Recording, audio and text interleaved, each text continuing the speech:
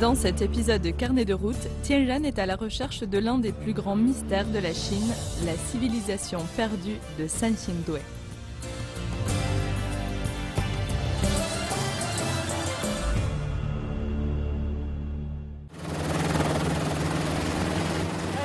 Salut, me voilà à nouveau dans le Sichuan. Mais cette fois-ci, je ne suis pas là pour filmer des pandas. Je ne suis pas là pour filmer la fondue sichuanaise. Tout ça, c'est déjà fait. Je suis ici pour retrouver une ancienne civilisation. Allons-y.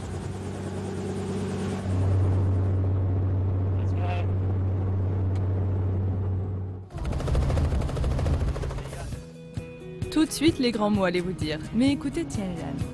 Afin de découvrir le passé, il se dirige vers le chef-lieu de la province du Sichuan, Chengdu, et la ville voisine de Guanghan, où commence notre histoire.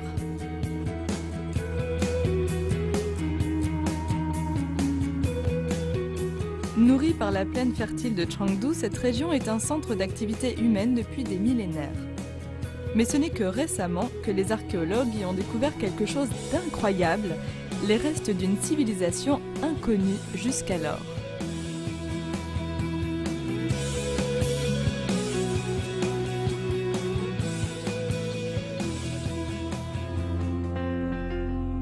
Chaque histoire a un début moderne, et le nôtre nous ramène en 1929, quand un agriculteur qui creuse un fossé tombe sur une remarquable cache d'objets en jade et en pierre. Les experts identifient le site comme appartenant à une ville vieille de plus de 3000 ans, Sanxingdui.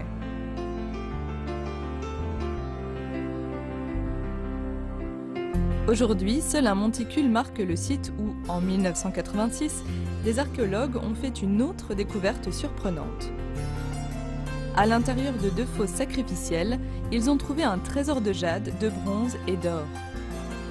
Ils ont été particulièrement frappés par des dizaines de visages de bronze coulés, certains de la taille d'une petite voiture. Leur mode de fabrication complexe et leur style étaient inédits en Chine. C'est ainsi qu'ils ont trouvé la ville de l'âge du bronze de Sanxingdui.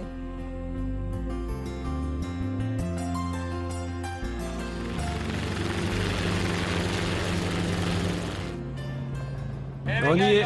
Voici Sanxingdui. Le musée se trouve ici. Et là-bas, il y a le site des fouilles où ils ont trouvé cette civilisation on ne peut plus mystérieuse. Quand ils ont mené des fouilles dans les fosses sacrificielles, ils ont constaté que la plupart des éléments à l'intérieur avaient été délibérément brûlés, certains en étaient même méconnaissables. Ce qui amène à la question suivante, pourquoi ?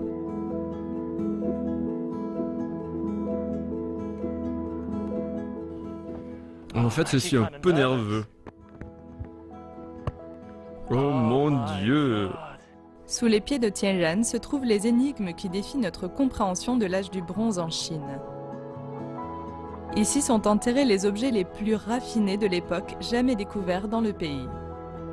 Mais où les gens de Sanxingdui ont acquis les ressources et le savoir-faire pour les créer? Qui ces visages de bronze représentent-ils? Et pourquoi ont-ils une apparence si étrange? Résoudre ce mystère pourrait redéfinir l'origine de la civilisation chinoise.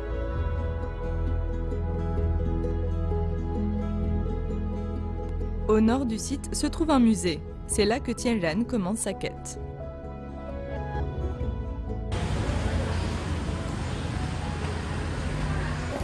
Nous y sommes. Voici ma clé pour ouvrir la porte à tous ces mystères. Les plus anciens vestiges archéologiques découverts en Chine datent de la dynastie des Shang, qui est arrivée au pouvoir dans le 2e millénaire avant Jésus-Christ. Elle était centrée sur la vallée du fleuve Jaune, soit à 1 millier de kilomètres au nord-est d'ici. Les experts étaient étonnés de découvrir qu'une autre civilisation était florissante à peu près au même moment dans cette partie reculée du pays. Bienvenue dans l'un des plus grands mystères de la Chine, Sanxingdui.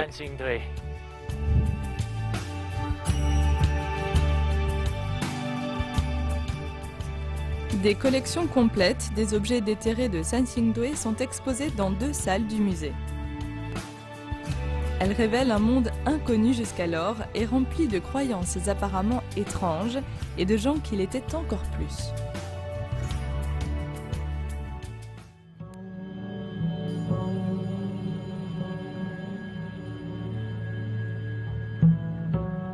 Près d'un millier de bronzes ont été retrouvés à Sansingdui. La plupart, semble-t-il, étaient utilisés lors de rituels.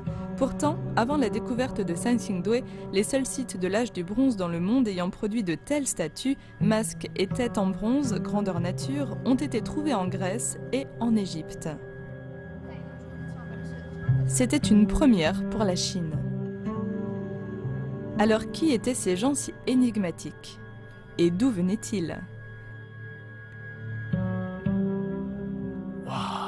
Waouh, regardez-moi ça!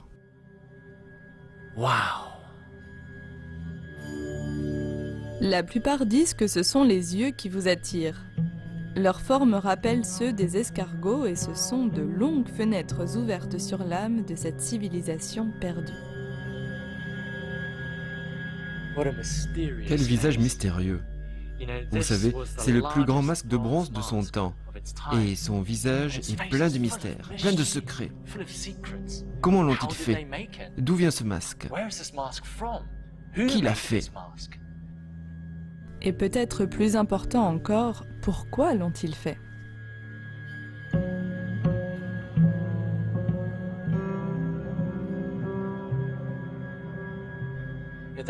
Il y a beaucoup de théories et personne n'est sûr.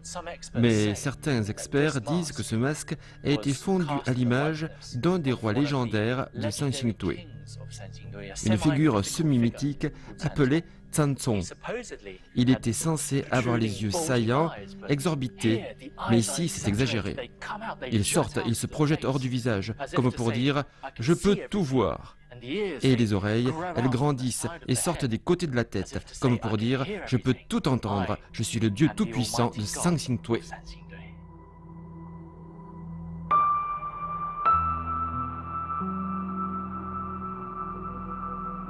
Une grande partie de l'histoire la plus ancienne de Chine se base sur des mythes. Mais à Sansingdui, certains faits ont été identifiés derrière la légende. Nous savons maintenant quelle était la capitale du royaume de Shu, un rival méridional de la puissante dynastie des Shang dans le nord. C'est l'époque où Stonehenge est érigé en Grande-Bretagne et où l'alphabet est encore à ses balbutiements. C'est une époque qui coïncide avec la Troie d'Homère. Ce qui était considéré comme une légende s'avère maintenant être la réalité.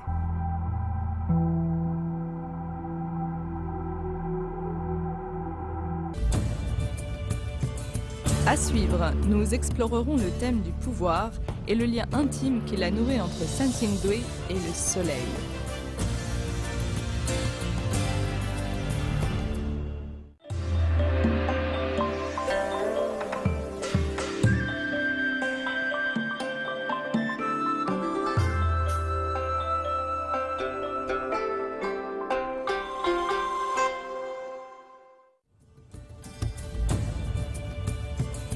Dans cet épisode de Carnet de route, Tianran est à la recherche de l'un des plus grands mystères de la Chine, la civilisation perdue de Sansingdui.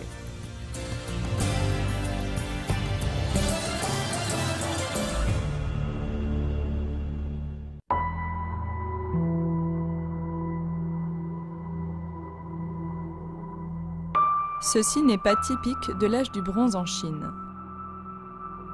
Beaucoup plus grande et censée être plus puissante, la dynastie des Shang faisait rarement des masques et quand c'était le cas, ce n'était que pour la décoration.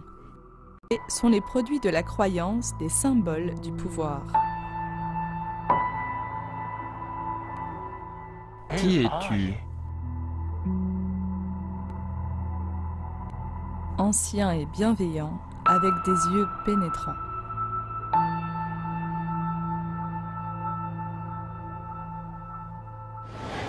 Quand ils ont découvert Sansingdui, ils ont trouvé près de 60 de ces incroyables têtes de bronze. Elles ont plus de 3000 ans et pourtant elles sont si délicates. Mais je pense que les particularités probablement les plus frappantes de ces têtes, ce sont les yeux et le nez. Ils n'ont pas l'air chinois, ni occidental. Certains disent même qu'ils ont l'air extraterrestres. Parmi ces têtes de bronze, les plus impressionnantes sont probablement celles qu'ils ont retrouvées couvertes de feuilles d'or.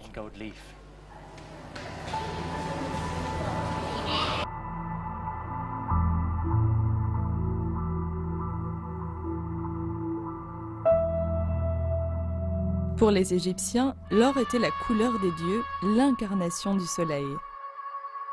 Les Grecs le pensaient indestructible et immuable.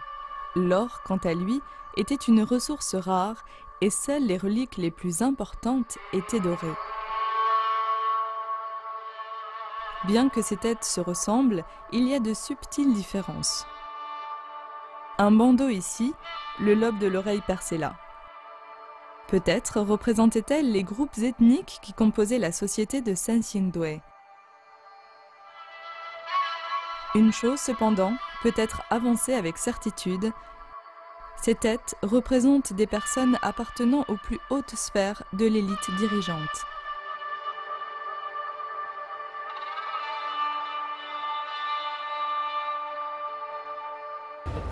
Les experts estiment que ces têtes représentent les chamans qui occupaient des positions de pouvoir dans la société théocratique de Sensingtwe.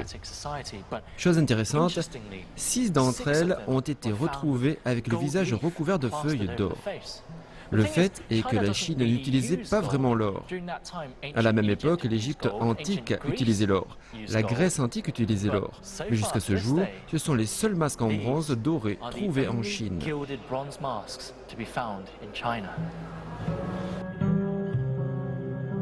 Une vaste mer de visages, aux yeux fixes jusqu'à la fin des temps.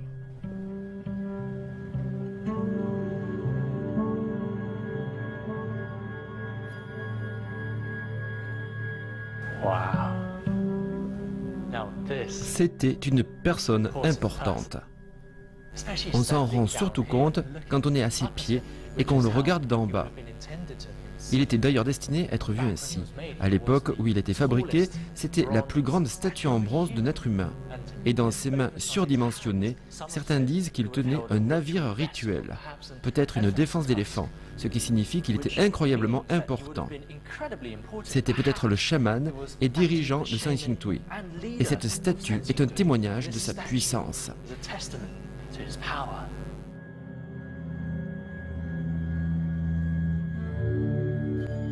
Le grand chef de Shu, un roi chaman qui pouvait communiquer avec les dieux. En effet, ce n'était pas un concept rare. Pendant plus de 2000 ans, les empereurs de Chine se considéraient comme les fils du ciel et l'Égypte avait des dieux rois. Mais quel dieu vénérait-il ?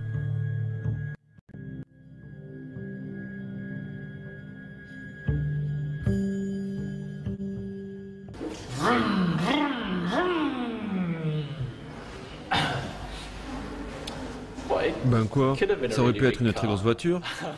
Ce que nous savons, c'est que c'est une roue solaire en bronze. Et au temps de Sensingtwe, le culte du soleil était répandu à travers le monde, car c'était une époque où l'agriculture devenait la principale forme de survie pour beaucoup de gens. Et ici, à Sensingtwe, le symbole du soleil peut se retrouver sur plusieurs objets, comme ceux représentant des oiseaux, des chamans et des coiffes de bronze. Le message est clair, l'homme travaille de concert avec la nature. Pendant l'âge du bronze, le soleil devient la divinité la plus importante, un symbole de la vie et de la fertilité, adoré par toutes les grandes civilisations.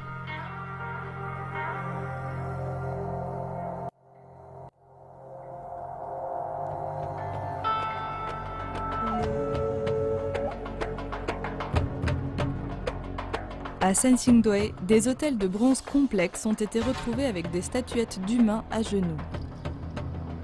Celles-ci représentent probablement des chamans ou des ministres de haut rang lors des rituels les plus importants. Leur posture suggère qu'ils font des offrandes aux dieux, ou peut-être qu'ils sont eux-mêmes des offrandes.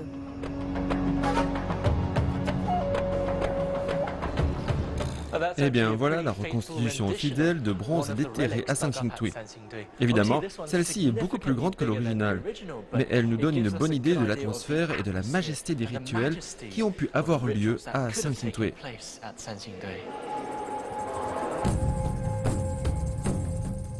Beaucoup d'armes rituelles ont été découvertes dans les fosses sacrificielles. Des os carbonisés de porc, de moutons et de bovins ont été retrouvés, mais aucun reste humain. Un fait intéressant, certains masques ont été retrouvés avec des traces de cinabre et de pigments noirs sur eux. Cela suggère-t-il qu'on voulait ainsi leur donner la vie?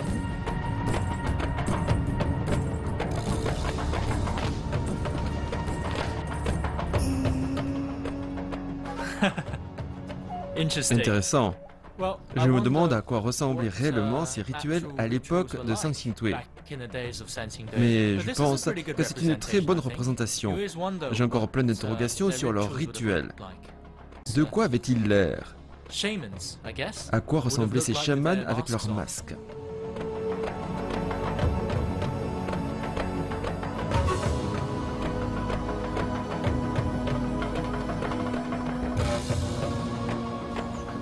Bonjour. Vous êtes fatigué? C'est un spectacle impressionnant. La chorégraphe, c'est vous? Oui, On dirait que vous vous êtes inspiré de Sansingtui. certainement. C'est une passion que j'ai depuis plus de 10 ans. 10 ans, c'est long. Faites-vous évoluer ce spectacle? Oui, chaque fois que nous dansons, nous faisons ressortir des émotions différentes. Cette danseuse est avec moi depuis qu'elle est petite. Votre chaman? Oui, oui.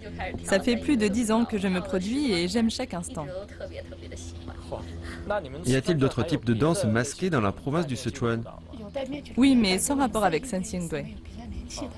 Donc vous êtes unique. C'est ça. Je ne vous dérange plus. Allez, reposez-vous bien.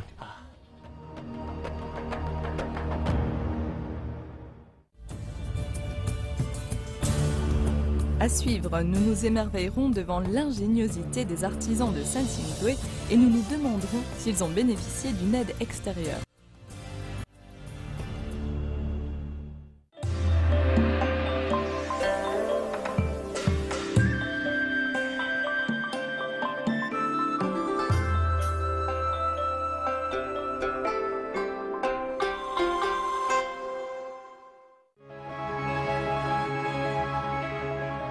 Nous savons maintenant que Sansingtui était autrefois la plus grande ville du sud de la Chine. Elle était même plus grande que Babylone, la ville la plus peuplée du monde à l'époque. Elle était le siège d'un pouvoir qui rivalisait avec la capitale de la dynastie des Shang dans la vallée. C'était le centre politique, commercial et spirituel du royaume de Shu. Nous sommes maintenant à Yueliangwan. Ce lieu est situé au nord de Sansingtui et les archives locales en font mention sous la dynastie Qing. Yueliangwan était le quartier nord de la ville de Sansingtui. Là-bas, il y a le mur de la ville de Yueliangwan. Il y a ici une couche culturelle riche, parce que c'était le cœur urbanisé de Sansingtui. C'est le mur de la ville? Oui, cette plateforme ici. Elle a été construite progressivement en utilisant du pisé. Ce n'est pas une formation naturelle. Tout ça, c'est le mur de la ville. Oui, il était de cette largeur et de cette longueur. C'est ici, en 1929, qu'un agriculteur est tombé sur des vestiges de la ville perdue de Sansingtui. En 1999, nous avons découvert une section du mur de Yueliangwan. Et il se trouve là-dedans? Oui, on l'a bissecté pour examiner les strates. Sansingtui atteint l'apogée de sa puissance autour des 2e et 1er millénaires avant Jésus-Christ. Les scientifiques estiment cependant que la région était déjà peuplée il y a 5000 ans. La preuve se trouve dans le mur.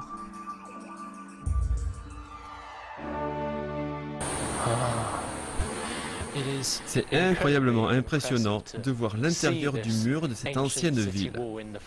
Il a plus de 3000 ans et bien sûr maintenant il ressemble à un très gros amas de boue et de saleté. Mais à l'époque, cela leur a demandé beaucoup d'efforts, de main-d'œuvre et de savoir-faire pour construire quelque chose d'aussi haut.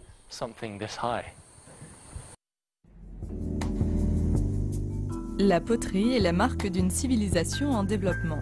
Et sur certaines, on a trouvé des inscriptions primitives, les premiers signes d'une langue écrite.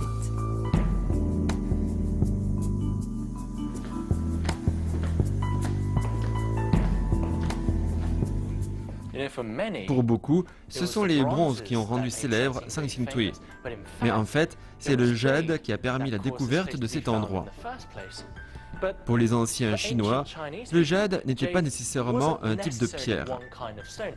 Tant que la pierre était assez précieuse et belle, il l'appelait jade, parce qu'il pensait qu'elle avait la capacité de communiquer avec le divin.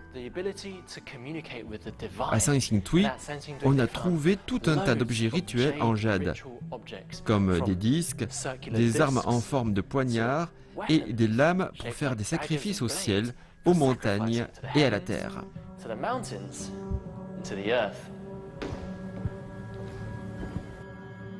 Les anciens croyaient que le jade était un condensé d'univers. La découverte de tant de jade, près d'un millier, suggère que Sanxingdui était tout aussi sophistiqué que la dynastie des Shang. À Sanxingtui, on a trouvé des défenses d'éléphants. Vraiment? Oui. Beaucoup d'entre elles ont été découvertes dans la fosse sacrificielle numéro 2. Beaucoup étaient pourries quand on les a découvertes. Si on trouve autant de défenses ici, cela montre que Sanxingtui avait des liens commerciaux solides. On a également trouvé de nombreux kauris. Ce sont des coquillages originaires de l'océan Indien et qui étaient utilisés comme monnaie.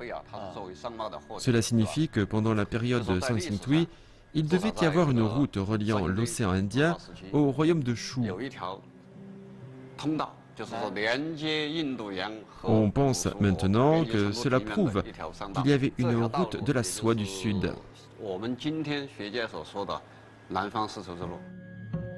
Un lien entre Sanxingdui et l'Ouest. Quelle idée alléchante!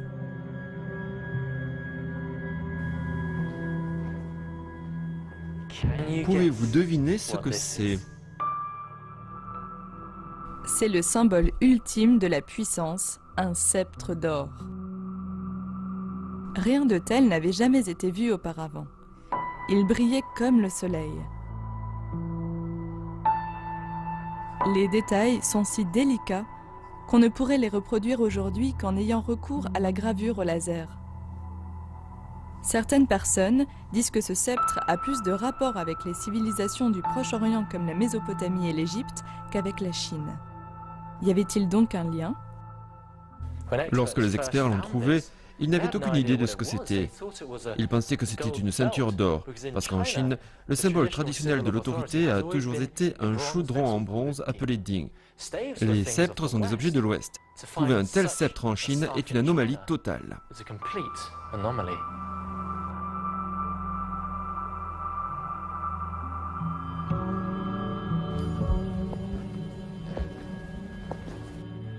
Comment ont-ils pu apprendre des artisanats aussi avancés? Cela restera peut-être à jamais un mystère.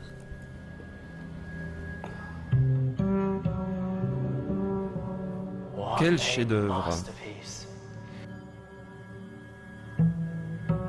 Voici le grand chef-d'œuvre de Sanxingdui.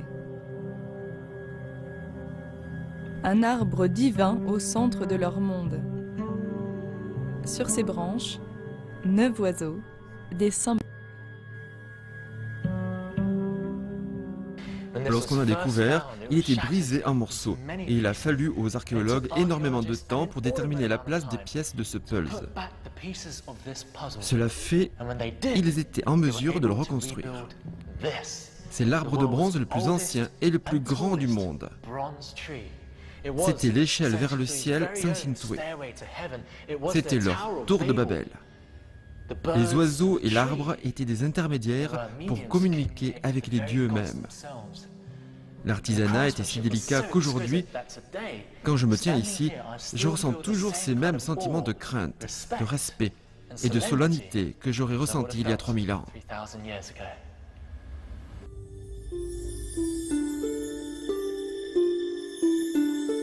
Presque chaque civilisation ancienne de l'histoire avait un arbre sacré. Pour certains, il représentait la vie, tandis que pour d'autres, c'était le monde lui-même. Un texte de la dynastie des Han, il y a quelques 2000 ans, fait référence à un arbre légendaire sur lequel étaient posés 10 oiseaux. Chaque jour, l'un d'entre eux s'envole dans le ciel pour devenir le soleil. Lorsque l'arbre de Sansingdue a finalement été reconstitué, sa cime manquait. Y avait-il un 10e oiseau?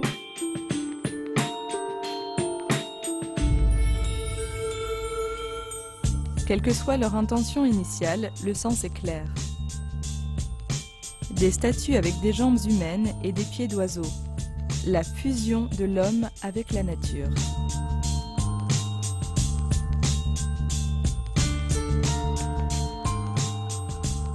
L'histoire de Sansingdue est l'histoire de la Chine méridionale. La leur était un conte d'harmonie et de coexistence, le désir de ne faire qu'un avec les dieux.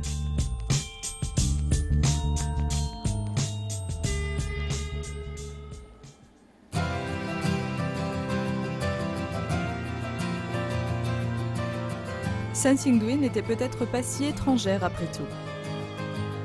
En fait, il se peut que ses habitants étaient typiquement chinois, leurs idéaux ayant plus tard façonné des croyances comme le taoïsme, ainsi que l'ouverture d'esprit et la mentalité coopérative du sud de la Chine. Aujourd'hui, le nom Shu existe encore pour désigner sous forme abrégée la province du Sichuan.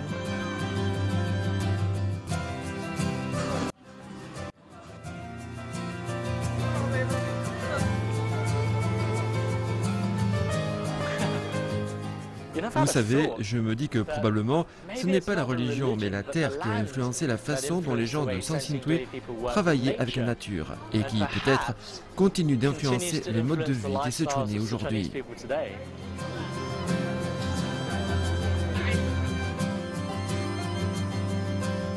Allez mon frère, je te ramène chez toi.